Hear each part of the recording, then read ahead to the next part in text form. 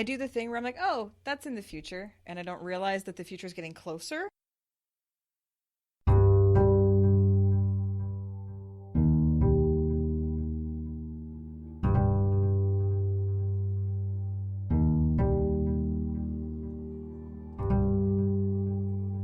This is the Wheel of Time Spoilers podcast.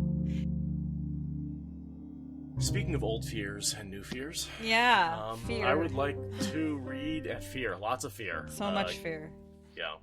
Today we are doing Chapter 6, Old Fear and New Fear, and our symbol is the wolf, because again we're in Perrin's head, and this is very much a Perrin chapter. It's a very wolfy chapter. Very wolfy chapter. What are the fears referring to? Well, the line comes up later in the chapter. Fear for what could have happened and fear for what will happen the next time, Fail putting herself in danger. That's what it's directly about. Right. But I feel like there's also the scent of old fear and the scent of new fear. I feel like it's also referring to the scents that he's smelling. That, like, there are these two different distinct scents on people. That, like, the old fear of just this constant worry about what's happening, and then the new fear of, like, is Rand being controlled by Aes Sedai? Yeah, and I mean, that's we're this far through the book. We've dealt with the old fear. We've dealt with the problems of the last book. Yep. What new problems does the rest of the book have for us? Yeah, and that's a really good point, that up to this point, we've really been dealing with the results of the last book, the issues of Dumai's Wells. And now it's like, okay, where are we moving forward? Well, we've got to deal with Samael and Ilian. Yeah, so I think all of those layers are correct reads on what Jordan had going on there. Guess I'll read us in? Yeah, it's a good reading. Rand passed through the struggling mob without any difficulty, of course. Maybe it was the presence of the maidens and the Ashaman, or maybe Rand or one of the black-coated fellows did something with the power. But the crowd parted for him, with Min holding to his arm, and a very subdued Honora attempting to speak to him, and Loyal, who was still trying with some difficulty to write in his book and carry his axe. Staring at one another, Perrin and Fael missed their chance to join them before the crowd closed up again. She said nothing for a time, and neither did he. Not what he wanted to say. Not with Aram there, staring at them like some worshipful hound, and Dobrain frowning down at the unconscious woman put in his charge. No one else remained on the dais. Haven had gone with Rand to find Berelain, and as soon as Rand went, the other attendants had darted away towards the doors without a second glance at Perrin or Fael, or Culver. Without the first glance, for that matter. They just lifted their striped skirts and ran. Grunts and curses drifted from the pack, not all in men's voices. Even with Rand gone, these people wanted to be elsewhere. And now. Perhaps they thought Perrin stayed to watch and report, though had any glanced back, they would have seen his eyes were not on them. Climbing the rest of the way, he took Fael's hand and breathed in the scent of her. This close, the lingering perfumes did not matter. Anything else could wait. She produced a red lace fan from somewhere, before spreading it to cool herself. Touched first her cheek, then his. There was a whole language of fans in her native Saldea. She had taught him a little. He wished he knew what the cheek-touching meant. It must be something good. On the other hand, her scent carried a spiky shading he knew too well. He should have sent her to the block, Dobrain muttered, and Perrin shrugged uncomfortably. From the man's tone, it was not clear whether he meant that's are so hard to read. Yeah. You're like, is this my dyslexia, or did the book catch my dyslexia? Or is it a typo? No, right? No, it's just that. That. From the man's tone, it was not clear whether he meant that was what the law called for, or that it would have been more merciful. Dobrain did not understand. Rand could have sprouted wings first. It's a long read, but it's good. There's a lot in there. So much. There's Loyal trying to do 3 things at once, because Loyal. Always fun. Always fun. It's so adorable. And then there's the grunts and curses, not all in men's voices, because, lords and ladies are just as rough as anyone else when they're in danger. And then the language of fans, which is my favorite part about this whole chapter, is I highlighted that in blue. Mostly I do yellow highlights, but I did all the fan stuff in blue because, like, it punctuates the whole chapter, and it's really interesting. It's another way of Jordan telling us what the characters are feeling without actually having a narrator tell us. He's having the characters observe something that tells us how the characters feel. And I just had this thought. It's sort of like how it's a parallel for her from her culture to his whole smell sense.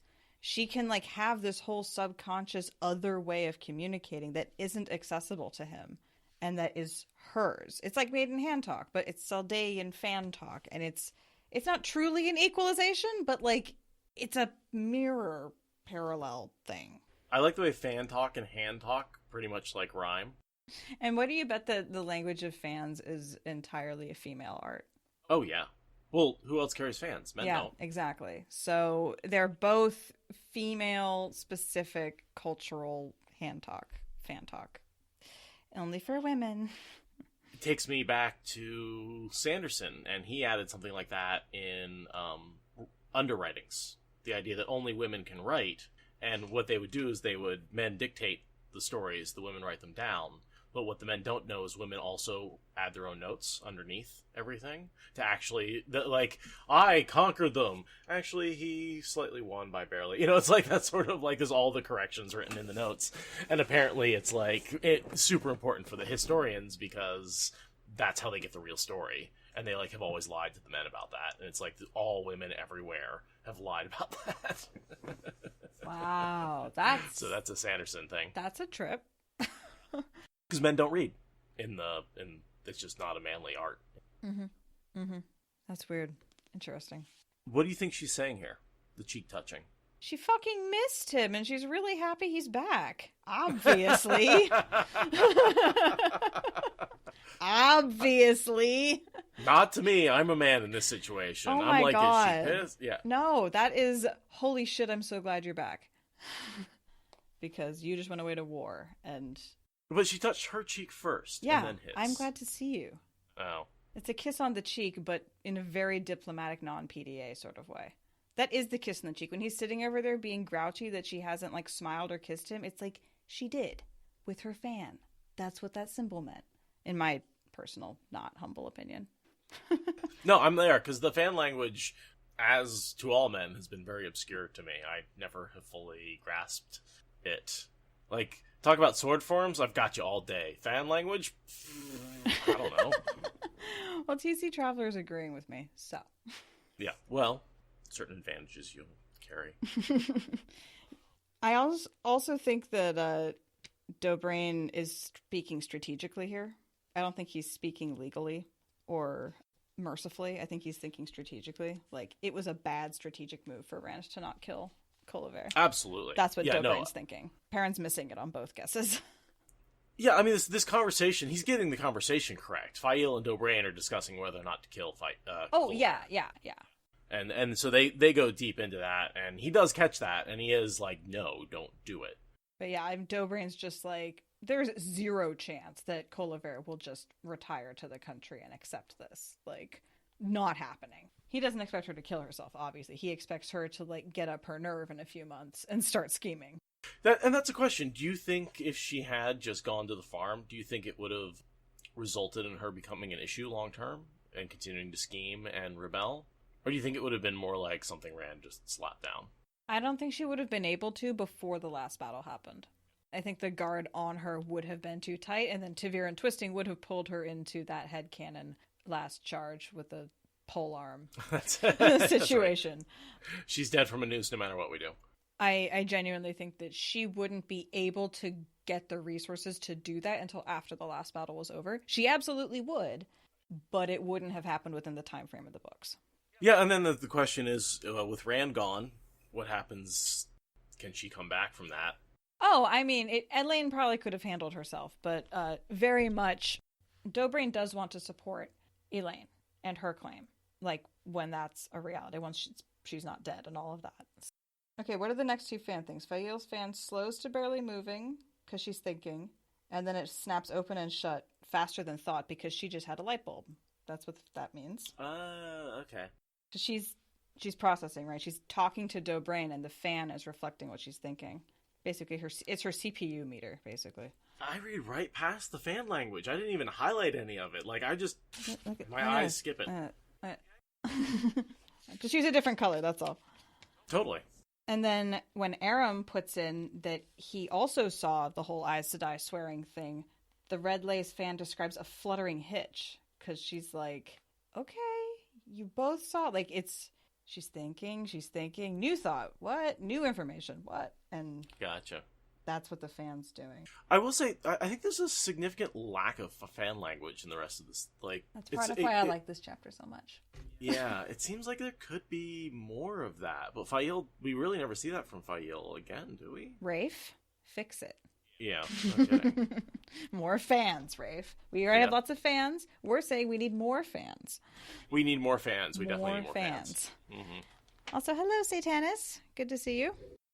The next thing I have is wondering if you have quotation marks in this paragraph where Fael's talking about what Mare had to say. Because it feels weird to not have there be, like, sub-quotations in that. Read that for me. Is she still under? Not that that matters, I suppose. She knows more than I would say here. Everything we worked so hard to keep hidden, she let that slip to Mare too. She knows too much. And the way I've always read that, and the way that that Kate does it, or no, Michael does that one. But the way it's done, it's like there's sub-quotations in that. But then it's not in my paperback. And so that is all in a quote. Yeah, in one quote. In my book. There's no sub-quotes in yours? No. What do you think should be sub-quoted? Everything we worked so hard to keep hidden, she knows too much. Those two sentences. But then the she let that slip to Mare, too, is not in the sub-quotation, as I imagine it should be. It's like she's quoting things that Mare told her, Culver told her. Oh, I see. So, okay, yes. I think this is just Fael muttering to herself, basically, looking down and speculating, right? So I think she's sort of having a conversation with herself. So when she's saying something like she knows too much, is she sort of actually saying Culver knows too much to possibly go quietly permanently? Yes, right. Is she still... all the she's are Culver in this, right? Is Culver still under, right? Is she still asleep? Yes. Not that it matters, I suppose. Culver knows more than I would say here. Everything we worked so hard to keep hidden. So she let that slip to Mare too. She knows too much. I think everything about the attack on Ilion. What attack on Ilion? The whole last two books, Rand has been planning this fake offensive on Ilion to draw out Samael. Right. And Culver knows about that? And Culver knows about that. I think that's what Fael's worry is. She knows more than I would say here, right? I'm not going to tell you three what she knows, because I'm not going to say it here on the dais. So Fael also knew all these yeah, Fael knows all these plans. Of course she does. Perrin tells her everything. We worked so hard to keep hidden. But it's a fake offensive, so... Oh, because Culver knew it was a fake offensive. Why would Culver know it's a fake offensive? She's not part of the military structure. I'm so... Like, this is just like... I've always interpreted this paragraph in a way that you are now shredding, and I'm just like... This rewrites everything that I'm thinking. Everyone here wants Culver dead, and the fact that Perrin spared her is a problem. That Rand spared her is a problem, because she knows so much about their plans. Like, she needs to be shut up and shut down. This is just rewriting so much. Which then begs the question, did Culver hang herself? Oh, yeah. Definitely. Probably, but... Yeah. The fact that she faints from emotion when she gets it all ripped away and then dresses herself in her absolute best, it feels extremely suicide. It does. But I kind of want to go with the Culver didn't kill herself meme. Just no! Take the Jeffrey Epstein meme and put it right on Culver. No! All right, was Culver being monitored properly? Now, did Dobrain pull the constant 24 monitors away from her cell and allow her? I mean, getting herself all made up and doing all this stuff, that takes time and effort. Like, the fact that, she was given the space and the time to do that and wasn't stopped from hanging herself, like, I think there's a conspiracy there. Culver didn't hang herself. I thought we had left that in 2020. Never forget. Wow. Way to bring that around. Whew. Jesus. I mean, the parallels are there. They are. They really are. Oof, they really are. What sort of secret cabal was Culver running? Well, she was sending young women in to flirt with Rand, whether they wanted to or not. Exactly. So... Holy crap, it kind of works a little too well, doesn't it? I mean, they were adults. She kind of was by the standards of the culture. I mean... But they were definitely under 18. Under 18 for sure. Mm-hmm, yeah, under 18 for sure. So I think either, what do you think? Either Dobrain or Fail had to have set up the murder. Oh, it has to be Dobrain. You think Dobrain? It has to be. Fail has not gotten her shit together enough to actually follow through. Like, that happens after Malden, is when she takes shit into her own hands. At this point, she's still feeling her way. Dobrain has been around for a while and doesn't want to deal with Culver's shit. Dobrain definitely is the one who would do it. If anyone was going to, which I still don't buy. But if anyone was going to, there's no way Fail has her shit together enough yet. Well, and Dobrain definitely implies that he's going to send her off, though. He says, a pity she go to her exile and learn to live as a farmer. Yeah, it's Dobrain's very loyal. We never see anything to suggest that he would swear that he's going to do one thing and then straight up do another. That's not in his character. So, but I just don't think Fael's capable yet. She did knife the prophet behind Perrin's back. No, but she will knife. She will. I don't think knife. she's ready yet. I think she thinks she's ready, but she hasn't actually gotten her shit together yet. What if she's... There's also the possibility that Fael goes off on their own. They're so green. They're just so green. They go through so much shit before they become badasses. All I'm saying is keep your eye open from now until Culver's death and see if we have any evidence Will do. of someone assassinating. We will do that. Things to look out for. Sorry, that was terrible. That was terrible. And wonderful. It's a bubble of evil for sure. And Solanda could probably get access to Culver. Yeah, Solanda would have reason. She'd have motive. But, I mean, is she enough of a badass yet? And she could definitely be like, all right, what I want you to do is get all dressed up, right? Because Culver would trust her enough. And she'd be like, I'm from Rand, I want you to get all dressed up. So that would explain why Culver was all dressed up in her finest. Think she would so trust Solanda her. could... You don't think? No, because yeah. Fael just betrayed her, and Fael's been gathering in people like Solanda, and Solanda leads their society. So no, she would not have trusted her, and there was no sign of struggle in the room. Like I don't think that they're capable of creating that kind of an assassination at this point in their teenage angst. Give him 6 months of hard marching and being kidnapped by the Shadow, they'll be absolute badasses, but they're not there yet. So there's a bit of a debate around Fael. The next thing I have is really Fael's sort of internal debate about whether or not Rand was controlled by the Aes Sedai, and just like how far the Aes Sedai would be willing to go to cover up that fact, and how much, like, even with reassurances from Dobrain and Aram and Perrin, how much she's like, still not entirely sure that even Perrin is who he says she is, much less Rand. The whole time that Perrin was worrying about her safety as they were coming back, she was worrying and making contingency plans for what happens if they're under this kind of control, that kind of control. She was making so many plans as they were coming back and being just as worried as Perrin, albeit probably in a more practical way. It's going to take her a minute to unclench from that fear and be like, are all of my plans for naught? Or is that one weird contingency actually happening? And I love this offer. Would it help if Varen danced the Sasara? And the image in my head. Just love it. It's the best. Just love that. It is the actual best. And then she uses the fans to say, I'm giving your suggestion serious thought. It's like, I get that you don't mean that, but at the same time, that might actually work. And Varen would. This is the inspiration for the line in the parody I did that Forsaken, will you do the Sasara? It was entirely this line. Oh, I never caught that. I sang the line, but I didn't catch that. Because this is where, I mean, it's not the Forsaken, it's technically Varen, but Varen's dark friend, and it doesn't work perfectly, but that was the inspiration for the line of, like, can you prove your loyalty through doing this, Asara? I adore that, because I didn't notice, even though I sang it a bunch. But she totally would, because she absolutely knows it, and she absolutely is committed enough to her role that she would do it. Do you think Varen knows this, Asara? Oh, yeah. She's been around.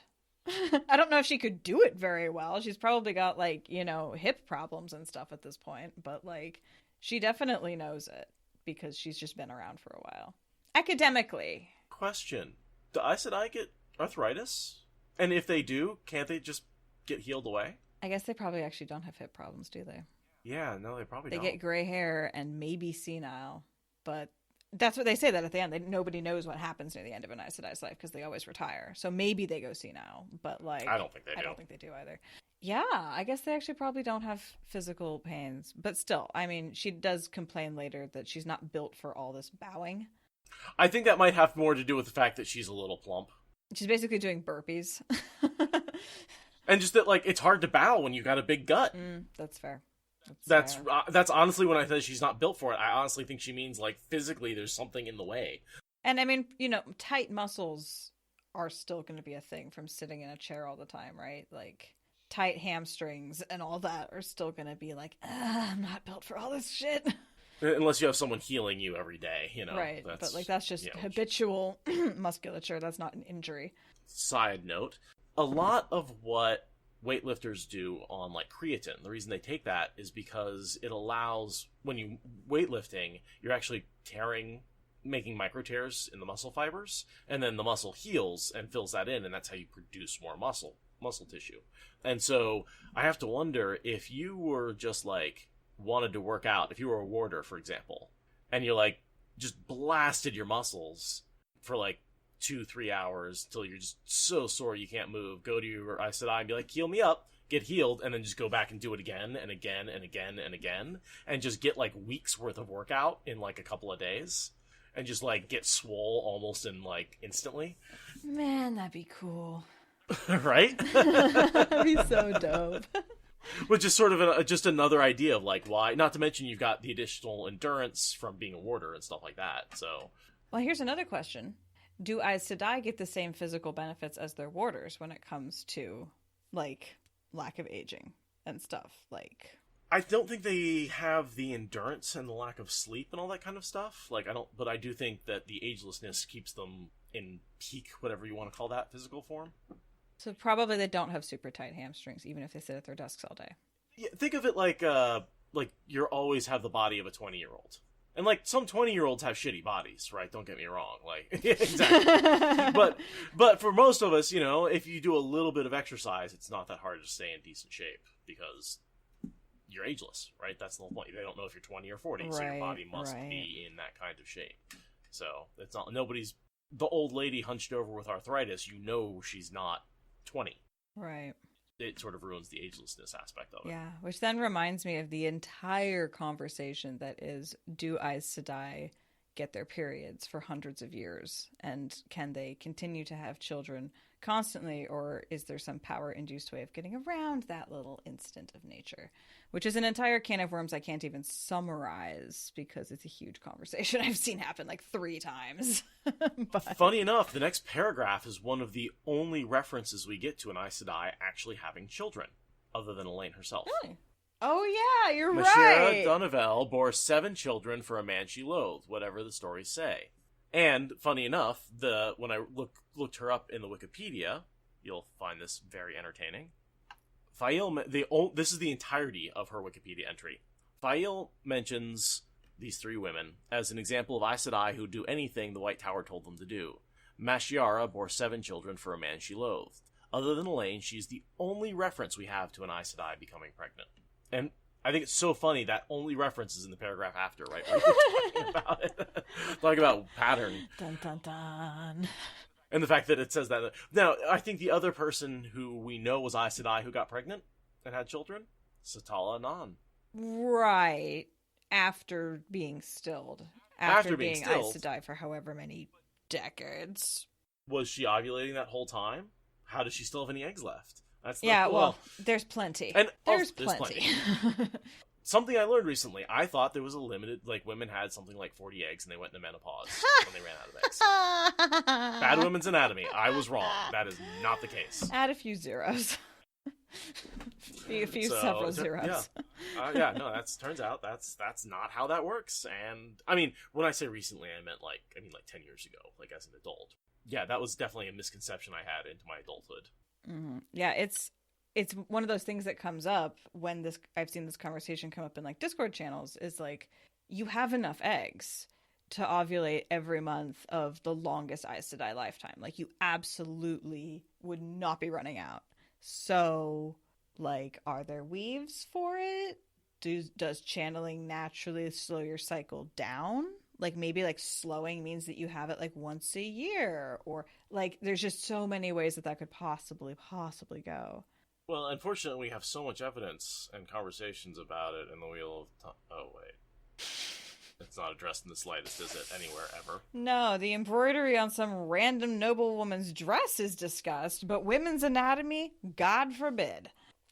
Unless it's, pregnancy jokes, basically. Or bosoms. Right. Well, those aren't really so much female anatomy as they are toys for men. So. Why not both? In my Wheel of Time? I love these books, but, man, there are things I can see that I would have had in them. They're obviously written from a male perspective, in the 90s. Yeah. Like, there's no... I still love them. Not throwing shade to Robert Jordan. I love his work. Tattooed it into my leg. Like... I was a white man in the 90s. This is my perspective. Like... I appreciate other perspectives, but, like... Yeah. I notice bosoms. It's okay. I feel like most of us do. I love this little line here. If any Aes Sedai ever harms you, I will kill her. And he believed her. You belong to me, Perrin Ibarra. And that is exactly why he was not bonded by Alana. Is that's because Alana believed her too. Yeah, it's like the fact that you can hold out it will kill your husband slowly at the end is like, that probably isn't going to make a lot of difference to the Falcon when she's swooping on you with a knife. I'm pretty sure Fael's response is, I'll give him a reason to live. Mm-hmm. Yeah. She's like, I'll deal with it. Yeah, don't worry about that. Which, I mean, honestly, she probably could, because Perrin is, preternaturally loyal to her, so... This quote here, that and what she'd said about Marie, what is he referring to when he says the thing she said about Marie? The fact that she... is dead. Yeah, got killed for being close to Culver, and Culver decided to tighten the circle of information. And he's like, it could have been you. She could have decided to confide in you, and then decided to off you. I thought it may have been a reference to what we were talking about earlier, where she let that slip to Marie, too. So he said that, Marie knew too much, basically, and got killed. So it's the same thing, but I was trying to make it reference that earlier Marie reference that you were a little confused about with Fael. Yeah, I don't think it was that she knew too much this time, but that's the whole old fear and new fear, is like, it could have been you this time, it could be you next time. And the uncertainty is what's really killing him at this point. He sends Daniel off to bring the Two Rivers men, who I love every reference to Daniel, as now knowing him as the fourth boy. Like, I just can't pass it up. I'm like, oh yeah, the fourth boy, there he is again. Jordan I swear to God, Jordan just wanted to bring him up, and like, just kept forcing him in there to be like, yeah, I totally could. I bet it's like a little bone between him and Harriet, because Harriet made him cut him, so I bet he's like, yeah, see, he's here, he's important, I could have done something with him. And then he also could always have threatened to kill off one of the main three and then have the Tavirinis shift to Daniel, who was always there in the wings. That's nice. I mean, he had that out, Like, the pattern does what it has to do. God, what do you think, killing Perrin Goldeneyes and have Daniel step up as the new leader? Don't do it. Don't do it, Rafe. Do it. They pass by Chafael and Selenda on their way out, who are following them. The only thing I wanted to point out there is that there's Tyrans in it. It's becoming a multinational organization, or, a multicultural gathering, more accurately. Mostly Kyrian and Tyran at this point. Yeah, but he's like, oh my god, it's getting to the Tyrans too. Like, whoa, it's spreading. Guessing there ends up being some Two Rivers women in that? I don't think so. I think it's only noble teenagers who have the necessary angst. Fair enough. And wealth. I just don't think the Two Rivers people would be sucked into that kind of, I mean, I'm not going to say cult of personality because Fail's not quite like that, but she's not quite not like that. So yeah, they do seem to all be nobles. They flock to Fail because they recognize her as being like them. So let's see, just going through Terran noble, Kyrianan noble, Kyrianan noble, Terran noble, probably Terran noble. Don't know for sure. Kyrianan noble, Terran noble, Terran, Kyrianan, Terran. Yeah, so it's all Kyrianans and Terrans. All Kyrianan and Terran nobles. All the named ones, anyway. Probably that's all of them. That's what we'd assume. But yeah, it's funny how Perrin doesn't realize that they're coming because they're basically Fael's attendants, and he's like, deathly attack, and, Fael has to tell both sides to stand down, basically. Be like, no, you're on the same team. Perrin, meet my bodyguard. Bodyguard, meet Perrin. Yeah, this is my husband. Listen to him. Right? Yeah, don't give him shit. He will bark at you. And then we get that mirror moment where Perrin's like bloody young buffoons, and like, oh, I want to go. My husband is wise again. In his ears. Yeah. In his years. I love that line from her because it's like you're one to talk, Fael. Well, the two of them, like, I just back to when they were meeting, and that just encounter with Moraine, and the two of them, her just being like children, and now Perrin doing the same thing. It's so cute. It's really turned around. I mean, this is really where we've gone from taking. I don't want to say we've ended their journey, but we've come to the point where they are no longer children. They are adults, and they're on their adult journey. They are making adult decisions that affect hundreds, thousands of people. They're responsible. Yeah, and then, these kids just want to run away from home and wave the swords around and get the glory, and it's just... But it's really funny because Perrin's growling at them, and Fael's calling him out, but also, being a total hypocrite as she does it. It's great. It's really cute. Yeah, another piece of the fan language that just gets explained. Touch the fan to your ear to admonish caution in speech. But that's, literally... It makes sense and it gets explained. So it's like careful what you hear, basically. Careful who's listening. Careful who's listening. Yeah. Yeah. Think about other ears. Yeah. Totally. And then I have Fael sidestepping his real question because that's what she does. Because he asks, "How did you come to be one of Culver's attendants?" Right? Mm-hmm. And she's like, "I just told her who I was." Yeah, but she emphasizes her familial relations rather than her marital relations. Sure. And Perrin is like, bullshit, you used your marital relations to get close to Culver, and that made you way more of a target, you sneaking little... I guess she did use both. I don't know. Yeah, we don't really know. I mean, Culver would have had to have known about the other ones. We talked about this. Culver knows, yeah. Right? It's not like she doesn't Absolutely. Know. Fael didn't have to introduce herself, but she's trying to spin it that way to Perrin because she knows how he feels about these things, and he's on to her tricks. So, the answer she had not given confirmed something. Fael had no concept of danger. She does, but not to keep herself safe like a piece of seafoam porcelain behind glass on a cushion. Then they get back to their room and yell at each other. And then this is the one part of the fan language I do understand. When it made a coring motion towards his middle. That was something he didn't... Yeah, she's gonna knife him is basically what she's using the fan as. Yeah. Yeah, it's a pretty... the book explains it. It explains it. It's just very And she's being super petty. Yeah. Well, I feel like we get some of her frustration, right? Oh, for sure. She has been forced to work with this person she hates, who swore to steal her husband. She was forced to work with her because she hates her. It's been a hell of a time. None of her evidence amounted to anything. And she had to put a good face on ostensibly her husband cheating with this fucking bee, and at the same time hold inside the anxiety that her husband's going to come back, as mincemeat or as an Eyes to Die puppet. Right.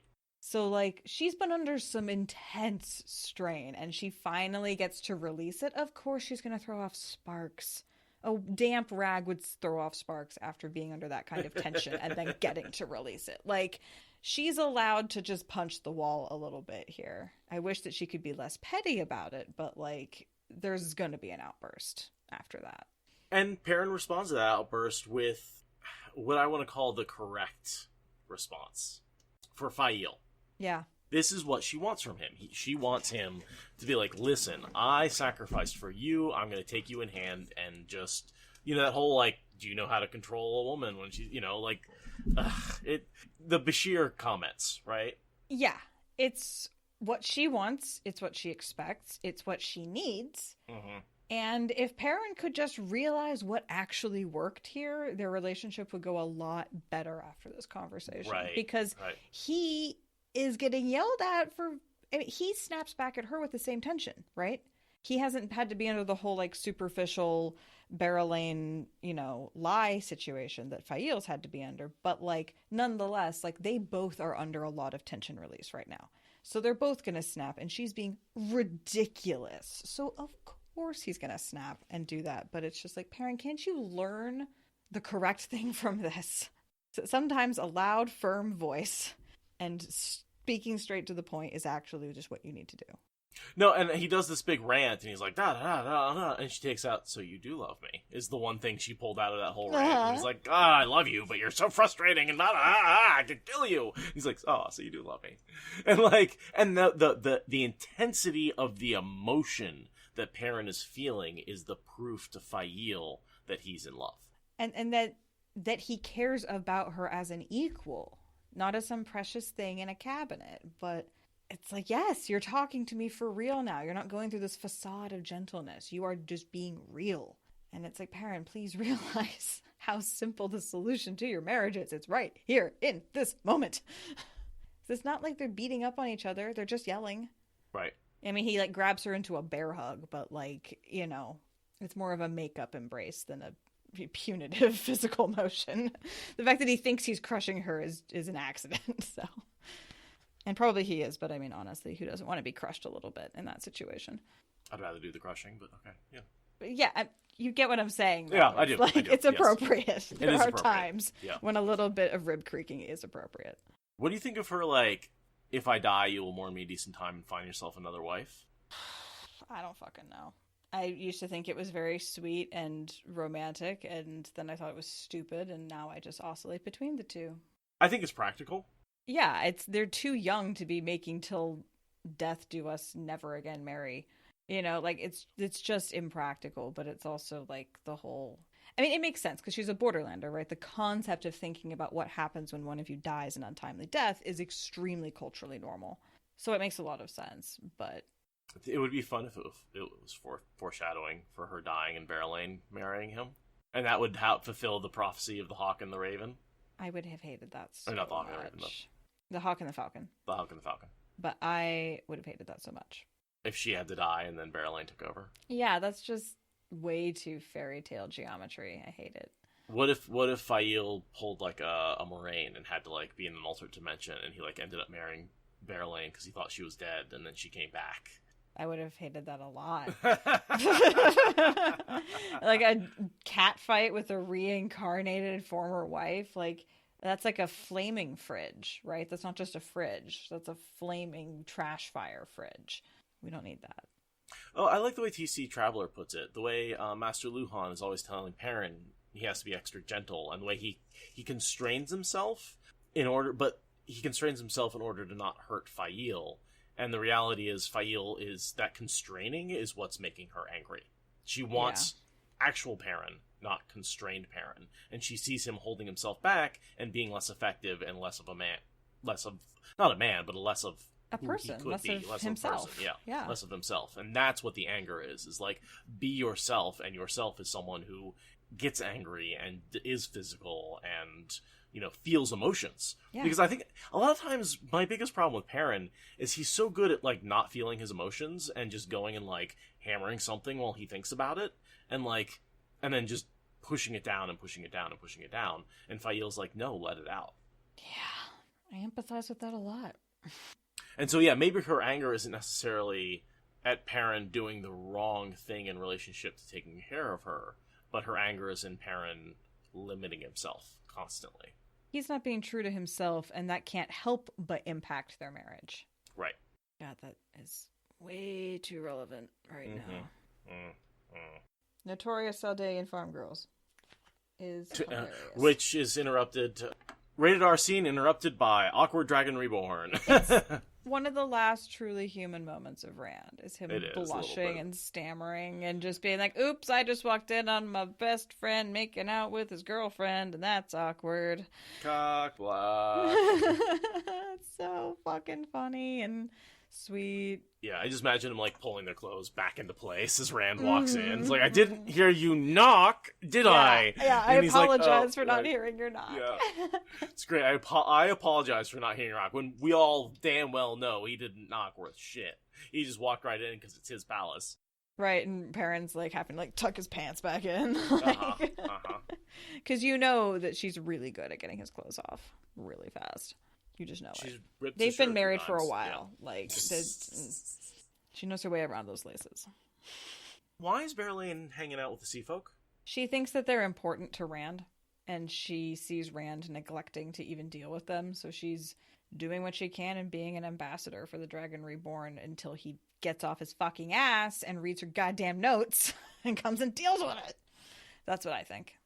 Beryllian's remarkably effective. She fucking gets it. She's like, the Sea Folk. You can't neglect the Sea Folk, and nobody else is picking this up, and I'm a ruler that is sworn to you, so I guess I'll go start laying the groundwork. Show up whenever. I feel like I've worked for bosses like that. And also, I mean, the Sea Folk are not going to have ulterior motives with respect to the politics of what was going on with Culver. Right. So it would have been safer and more comfortable to spend time with them. Fine. So, and again, the Rand is asking Perrin if he will command the army to Ilion, which is, again, I think all the plans that Fael's referring to, that Culver knows about, is like that hidden, will you command the army? So this is, Rand dips right back into it like this is an ongoing conversation. Are you still unwilling to, this is definitely like something they've talked about quite a bit. And so that's really where I think that references Fael's, like, all our plans type situation. This makes so much sense. Yeah. Can't believe I didn't get this before now. It's all right. And he talks about how he doesn't want to do it because in his heart a seed growing, and we all know that's the love of killing. Love of violence. He's starting to get seduced by that. And he's also traumatized by it. There's a lot of reasons why he doesn't want to do it, but part of it is because he wants to do it. He's reaching that point where he needs to throw the axe away. Mm-hmm. Like, that corner is starting to get turned just a little bit. Very close. We're very close to it. He's very cognizant of that because Elias prepared him for that to be a thing. And so, yeah, we see it because he's self-aware in that one respect. It'd be nice if he was a little more Aram-aware in that respect. Or if Aram could have gotten a little bit of this wisdom. Either one. The whole... He's laughing. Maybe you could take his sword away for a second? That'd be nice. Please? Yeah. And then he decides to deflect from questions of being a pretend general to build on their pseudo-fight that's not entirely a pseudo-fight about the Aes Sedai. Yeah, I mean, it's a real fight this whole time. It's part of the many discussions I'm sure they're having, but this is definitely a disagreement. I think the disagreement turns into a real fight later on.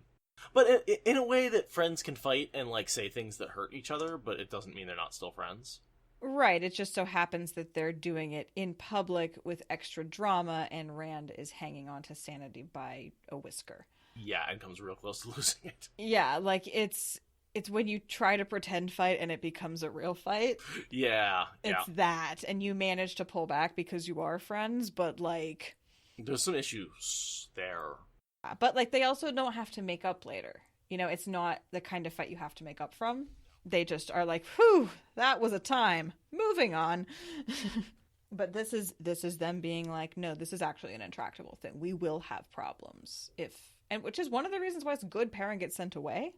I was gonna say, part of the reason they never make up is they, like, almost never, like, until the last battle, they don't reconnect. Yeah, and there's no, like, big apology makeup scene. They're just like, oh, it's so good to see you. I'm glad you're not insane anymore. Yay!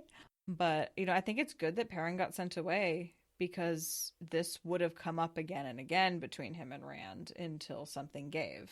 Because the Aes Sedai are not treated in a way that Perrin would agree with at all times. It's good he goes away.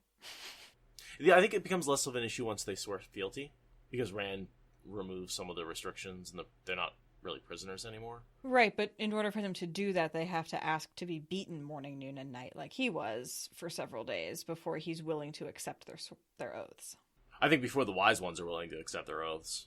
And yeah, exactly. That's why I think Perrin would have an issue with it, is because he would be arguing against Rand, but really against the wise ones. Mm-hmm. And you don't overturn the wise ones on matters of punishment. Of Jito? No. No. You're not going to out-argue the wise ones about Jito. They're united on this, and Rand is backing them up. It's not going to happen. So that would have been an immovable force and immovable object and unstoppable force. And it's good that Perrin gets deflected to go deal with Messima and put that energy somewhere else. Yeah, let's redirect that. Something dangerous. We know that twice Perrin has to be there, or, they reference that Min vision, and Rand's like, well, you can't be with me the whole time, so you're just going to have to trust that you show up at the right... You showed up for Dumai's Wells, and he does. He shows up for Dragonmount. And he shows up for killing Lanfear. And he takes out Slayer. Yeah, I think of Lanfear as being more relevant because she's trying to get to Rand, very specifically, and he has to be near Rand. So Slayer's a more ambivalent threat, but Lanfear's like right physically there. But for some reason, I don't know why, but that plot line, I forget about the fact that like Perrin and Lanfear hung out for a while. Like that just goes really over my head sometimes. Yeah, it's so weird because Perrin doesn't realize it at first. Yeah, and he keeps getting misled by it, and like you can't tell what her motivations are. Yeah. I agree. That whole thing feels very like, why are you wedging in a sub-novella at the last minute? Like, what? It did. And like I can understand how he was trying to write like Lanfear's manipulation and stuff like that, but it didn't gel with the rest of the Perrin plot to me. But I always assumed that him killing her at the end was the other time he has to be there. So that suggests that it was in Robert Jordan's notes that Perrin and Lanfear had to have some kind of interaction at the last battle, and for whatever reason, that's how they got there. I've never really thought that Dragonmount was relevant with Perrin, because he doesn't actually do anything. He just witnesses, which is important, but like, what does that do for Rand? Whereas snapping Lanfear's neck at the last second does a lot for Rand. Well, isn't it Dragonmount? Doesn't he protect Rand from from Slayer during the Veins of Gold? No, he just feels like he has to go watch, and he has to just be there and watch. That's he right. has to protect himself from the storm. And I think he was hunting Slayer before, but no, the Slayer doesn't show up in that particular section. But Perrin being thinking that Rand has changed so much, and the man he thought he knew laughed, and it's like, Perrin, stop being such a drama queen. Rand is under a lot of pressure. You've changed just as much. He has no good choices. Like, don't be... It's just as petty as his wife. Ugh. Children. I am so wise in my years, but still, children. And then, Fail, you have the courage of 3 men and the sense of a child on leading strings. Big, powerful toddler dummy. She's scared of Rand. Like, Perrin sees Rand as his buddy Rand. Fail sees Rand as the Dragon Reborn. And she sees her husband getting in the face of the Dragon Reborn and pissing him off. Like, that is not smart. And she's like, what are you doing? Like, you dumbass? Like, why are you... And he's like, no, it's just Rand. It's my buddy Rand. What are you talking about? Like, it's just this guy right here, Rand. Yeah. Yeah, that guy, he's fine. No, and of course the hypocrisy of her being like, you have the courage of 3 men and they're dumb. And he's like, you were literally an attendant to one of my enemies who betrayed the person you're loyal to, who probably could have killed you at any time. Who definitely killed one of your colleagues. Yeah, you think I'm the one with courage and no sense? Yeah, exactly. It's a very hypocritical chapter. There's a lot of very humorous pot calling the kettle black exchanges throughout this chapter, and it ends with one of them, basically. It's just like, oh my... That's another saying I learned recently, that like, it's not that the pot and the kettle are both black. The kettle is silver. The pot looks at the kettle, sees its own reflection, and calls the kettle black. What? You can't do this to me. Right? So the pot calling the kettle black, kettles are made of metal, right? It's like you put a kettle on the stove. Yeah. I mean, I've seen a black cast iron kettle. Oh, sure. But the saying comes from when you have a shiny kettle sitting next to a black pot, and the pot looks at the shiny kettle, sees its own reflection, and says, oh, you're black. And the kettle's like, no, I'm not. I'm silver. My brain is really broken now. That's not how it works. That's not fair. I literally grew up with a big black iron kettle on the wood stove, like, and a bunch of black cast iron pans, like, and pot. I can't. I can't. You can't be telling me I've been using this phrase wrong my whole life. I quit. It's when you hypocritically are accusing someone else of having your traits when they don't. So I've been using it incorrectly, but no one's been correcting me because it works when I use it. Oh my god, I hate everything. I hate everything. Oh yeah, Super Skylight says being blind, they never made that connection. Being sighted, I never made that connection until someone pointed it out to me. That's not. Yeah, that's just a weird like. That's just.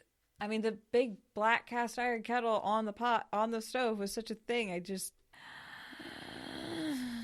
It made so much sense, and now it doesn't.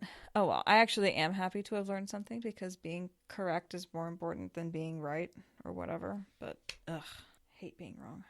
Many years ago, people used to cook using copper kettles and iron pots. The copper kettles were usually polished after every use, whereas the iron pots were not and remained blackened from the soot. Someone got the idea if the iron pot were alive and it looked at a nearby copper kettle, it would see a black image. The iron pot believes it sees the image of the copper kettle, when in reality, because the copper kettle was polished, what the iron pot was seeing was a reflection of itself. This symbolic phrase became associated with hypocrisy. Wow, that's trippy that it still works to mean hypocrisy, even though that's not the story in my head when I use it to mean hypocrisy. Thanks for the mansplain. Well, I mean, that's what this podcast is. Sorry. I'm mansplaining Wheel of Time. It's no, because explaining something that I genuinely don't know isn't mansplaining. Mansplaining is telling me something I do know as though you know more of it than me and not letting me tell you that I have a degree in it. That would be mansplaining. Actually blowing my mind is just being a friend.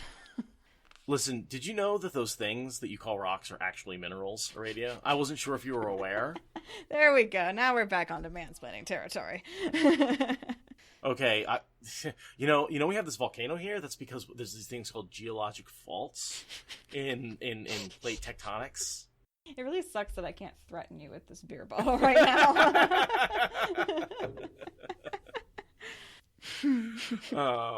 No, obviously, slightly more about me than about geology. Yeah, just a tiny bit. But the more you listen to my podcast, the smaller that gap grows. Seth's explaining. It's an effort. It's a skill that I worked on a lot because I used to do it a lot more. Over talking is no, I mean it's the thing with podcasting. Like there's lag, there's being distracted, there's the fact that it's Zoom, there's just being the kind of person who would overtalk. I'm an overtalker. I'm one of those people who's happy to have the baton passing, like, with overlap in a conversation. My mom and I will just go for hours. Like, it's a perfectly normal, fine thing that doesn't have to always be, like, a character flaw. But it is also worth learning how to let conversations flow. That's a skill. And I feel like we've gotten better at that with our third guest. There's definitely some episodes that I went back and edited and was like, ooh, we talked right over that guest. Wow. Yeah. So, if you're one of those guests... Sorry. We're trying. We're learning. We're trying. We're getting better.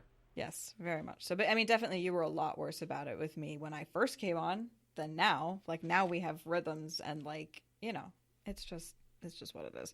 Nerds, we're not really great at conversation skills.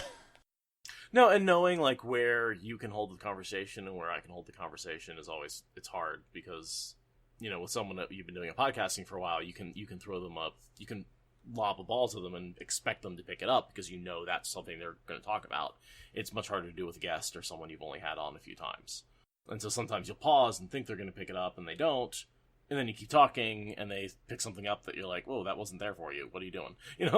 So there's like this, a bit of a, not that it's fine when someone picks it up. I just didn't expect it. And then you got to readjust and all that kind of stuff. It's a skill. It's a skill. And the more I watch really good interviewers, the more impressed I am with them. Seriously. Yeah. Particularly, Matt Hatch recently did his Wheel of Time podcast, Speed Dating, which everyone should go watch, where he did 5 minutes with each podcaster. And just interview after interview after interview, 20 interviews in a row, and just keeping them flowing and going and entertaining for 2 hours. I was astounded. Matt did a great job with that. Definitely recommend just checking that out for his interview skills, if more than anything else. Yeah, he's really easy to talk to and to keep good content flowing, not just wander off into a conversation about your cat, but actually keep you on task and focused. It's amazing. Yeah, I need to watch all of that video. I only watched a few bits of it, but I'm sure it was amazing. And I'm sure that he was really tired at the end, because that's a hell of a sprint. Yeah, and then the other thing that I do to avoid over-talking is I do a lot of editing, and having everyone recorded on a separate track means a lot of the over-talking that happens in real time doesn't happen on the podcast, because I just find it so annoying. Yeah, being able to pull it apart, it helps with the comprehension. Even when the time is a little off, it helps. It helps, yeah. Sometimes someone will respond to something slightly out of time, and I leave it in without the overlap, just because it's easier to hear two people, even if they're saying something at the same time, and they're kind of responding to each other because they can hear each other at the same time. So there is some weirdness there, but so not only do we sound smarter in the edited podcast, we also sound more polite. Yes, we do. Yeah, and the number of times that I cut out people going like, yeah, and so, like, because we all do it where we warm up to say something, and that's very rude when you're listening to it, but it's easy to cut out. And it's natural when it's live. It feels normal, but it's incredibly frustrating to listen back to as a recorded product. And that's why we take forever to edit things. Not forever, but... We do spend an effort. And, like, one thing I'll say is we probably spend more time than most podcasts editing content. More effort. We do edit every sentence. Very few podcasts look at every sentence before they publish it. Yeah. That's another one of those things we're working on. I particularly am working on, like, unclenching from that because I'm really bad at it. I don't think I'll ever stop listening to the whole thing through and making changes to every sentence that I don't like. Like, I think there's enough false starts and stuff like that it makes Agreed. The listening experience so much better. Agreed. As long as I'm on, right, I'll be doing that. Right. Maybe when on the episodes where it's just guests and I don't have to, and I'm like, oh, these guys sound great, I'll let them just keep talking. I do that all the time. I edit myself way more heavily than anybody else. Don't we all? I guess I'm just going to read us out.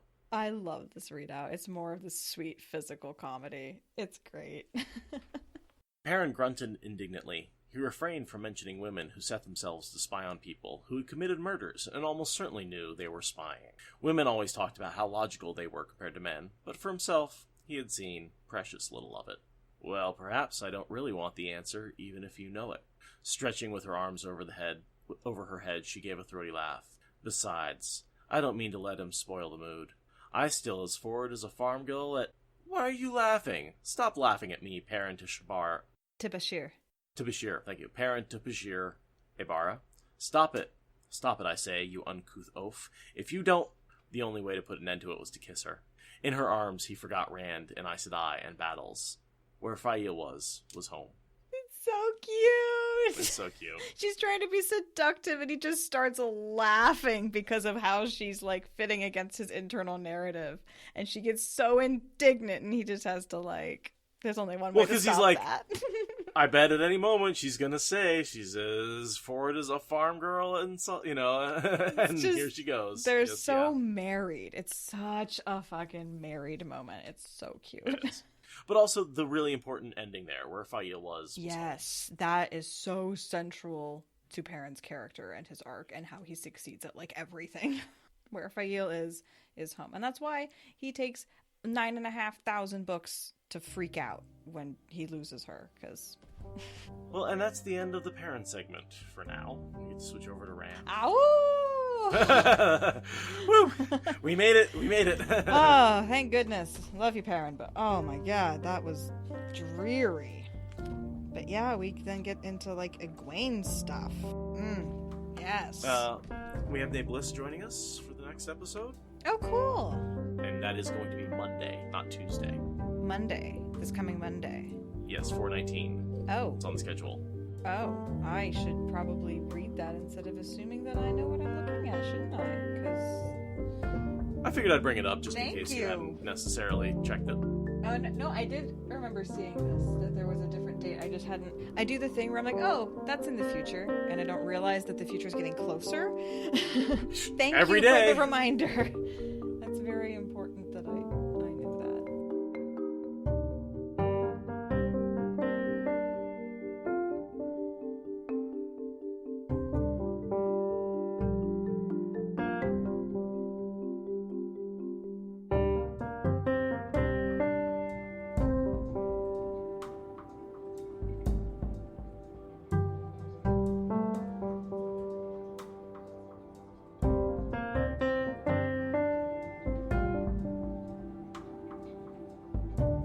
There might be a way to do it so that Discord is dependent on me when I turn recording on and off. That won't change what's going into Discord, so I don't have to worry about losing sound when I turn on recording. Yeah, it's a workflow thing. I just have to change the workflow up a little bit. What I would have to do then is use OBS to pipe both video and audio into Discord. Right now, I'm just using OBS for video, and I'm using Audio Hijack for audio. Because I was using Audio Hijack for audio, and I didn't want to change that up. So anyway, so it's just workflow issues, because I've got 4 pieces of software that are interacting. Because I've got Zoom over here, and Discord over there, and so that's 2 pieces of software, and then I've got 1 piece of software controlling the audio feed from one to the other, and I've got 1 piece of software controlling one doing the video, one doing the audio. So that's 4 pieces of software all managing audio at the same time. That's a lot. If you can cut one out, that would probably be good. Yeah, that's what I'm thinking. The Spoilercon Newsletter went out today. It did, the day we're recording this. Yes, the day that we are recording this, which is the 15th. The first newsletter has gone out, so check your inboxes if you were previously registered, and go register for getting the next newsletter if you haven't registered before. Definitely go do that. That's pretty much the exciting news I can think of, is we actually have begun to make information truly available. And then the only other thing I'd say is, if you bought a ticket to the 2020 in-person Spoilercon, also check your email. Newsletter went out for everyone that we could send it to who is subscribed. Yes. You can also find it on our Twitter. Yes. But those are people who bought a ticket. We also asked you a few questions in a separate email. So check your spam and see if it went there if you didn't get something. Yeah. Yeah, and everyone else who hasn't yet gotten to the newsletter, get to the newsletter, because we're starting to give information out. And we're asking for information as well. Yeah, so that's actually the fun thing. There's a call for proposals in the newsletter. That's important. This episode will come out before the deadline for the call for proposals, so go check out the newsletter for more details about that. SpoilerCon's ramping up to be a little crazy this year, guys. And I guess also I am planning at this point on going to JordanCon. You are? I don't see any reason why I wouldn't. I'll be fully vaccinated by that point. All right. I want to go. I mean, that's what it boils down to, is I want to go, and I'll be fully vaccinated, so I don't see any reason why. I don't see any risk in going. Nice. I see a lot of inconvenience, so have fun. Interesting. What do you mean by inconvenience? I hate the idea of air travel in the first place and going to the south in the summer in the first place. So add a bunch of vaccine hesitant idiots, the normal hazards, and the fact that it would be my first JordanCon, and I'm just like, And my response would be, it's not my first JordanCon, so I'm pretty familiar with everything. And like so like for me, it's going to be pretty routine, I think, other than the idiot stuff. And so I think that I won't have that added level of stress. I'll be able to so I'll have someone drive me to the airport. I'll fly out. I'll do a direct flight from here to Atlanta. I'll take an Uber from Atlanta to the hotel, and I'll never leave the hotel again until it's time to go back. And the hotel will just be JordanCon folks, you know? For sure. And if I was in a place where, I felt routine to do any of that, yeah, I would be much more inclined, but...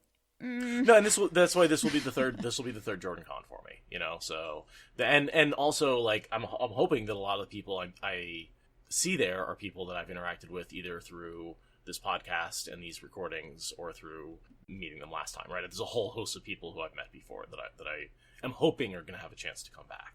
So yeah, I think for now I'm definitely planning on going to JordanCon. Nice. I haven't enacted any of those plans. Fair. I haven't bought a ticket. I haven't bought plane tickets. I haven't bought a hotel room. I haven't. Go have fun and keep us updated, and I'll hold down the fort. And we'll go together, the following year, no doubt. And then I guess the last bit of news today was Wilson Groom's funeral. Oh, yeah, Wilson Grooms. That's sad. Just wanted to send it out a thought for him, and we're missing him already. And I'm, speaking of Jordan Con, that's where I got to meet him. That's where I got to interview him. I was looking forward to having a chance to meet him again. Yeah. And hang out with him again and talk to him again. And I'm very sad that he's passed away. Yeah. I mean, I wouldn't even have known who he was if not for that interview that you guys did. And because you did it and I got to listen to it, when the community's like, he died, and I actually cared because you guys had created that piece of content. So that's a real bummer. Yeah. No, it was a real hard interview to listen to. Yeah. Just the emotions at the time being brought back up, combined with all the loss since then. Anyway. Thank you for listening to the Wheel of Time Spoilers podcast. Rate us in the Apple Podcast app or support us on Patreon.